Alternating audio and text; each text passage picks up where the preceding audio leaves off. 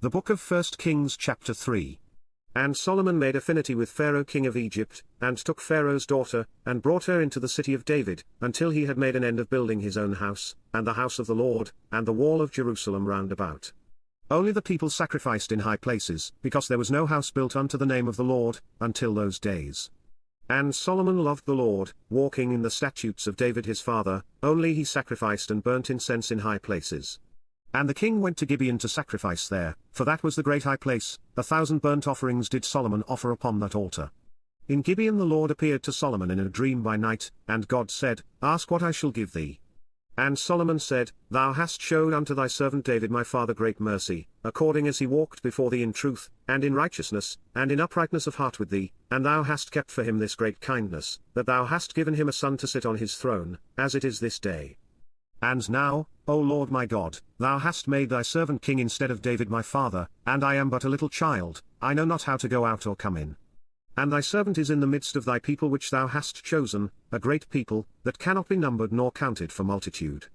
Give therefore thy servant an understanding heart to judge thy people, that I may discern between good and bad, for who is able to judge this thy so great a people? And the speech pleased the Lord, that Solomon had asked this thing. And God said unto him, Because thou hast asked this thing, and hast not asked for thyself long life, neither hast asked riches for thyself, nor hast asked the life of thine enemies, but hast asked for thyself understanding to discern judgment, behold, I have done according to thy words. Lo, I have given thee a wise and an understanding heart, so that there was none like thee before thee, neither after thee shall any arise like unto thee. And I have also given thee that which thou hast not asked, both riches, and honour, so that there shall not be any among the kings like unto thee all thy days. And if thou wilt walk in my ways, to keep my statutes and my commandments, as thy father David did walk, then I will lengthen thy days. And Solomon awoke, and, behold, it was a dream.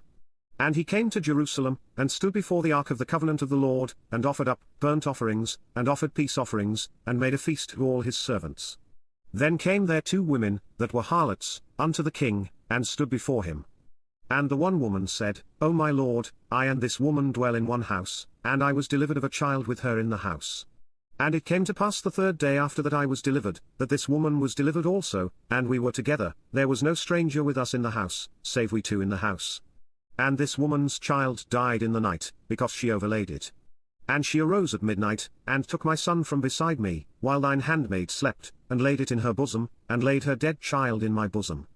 And when I rose in the morning to give my child suck, behold, it was dead, but when I had considered it in the morning, behold, it was not my son, which I did bear. And the other woman said, Nay, but the living is my son, and the dead is thy son. And this said, No, but the dead is thy son, and the living is my son. Thus they spake before the king. Then said the king, The one saith, This is my son that liveth, and thy son is the dead, and the other saith, Nay, but thy son is the dead, and my son is the living. And the king said, Bring me a sword. And they brought a sword before the king. And the king said, Divide the living child in 2, and give half to the one, and half to the other.